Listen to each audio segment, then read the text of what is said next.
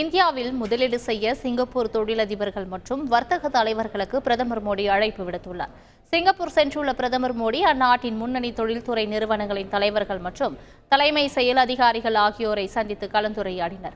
இந்தியாவில் சிங்கப்பூர் நிறுவனங்களின் முதலீட்டு தடத்தை பாராட்டிய பிரதமர் மோடி, இந்தியா சிங்கப்பூருக்கும் இடையே பொருளாதார ஒத்துழைப்பை மேம்படுத்துவதிலும் சிங்கப்பூர் தொழில்துறை தலைவர்கள் ஆற்றிய பங்கை பாராட்டினார்.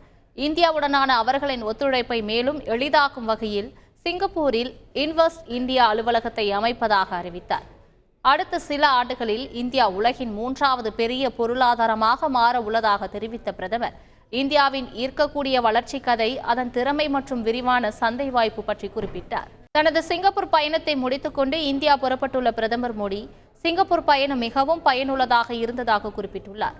இது நிச்சயமாக இருதரப்பு உறவுகளுக்கு வீரியம் சேர்ப்பதோடு நமது நாட்டு மக்களுக்கு நன்மை பயக்கும் என்றார்.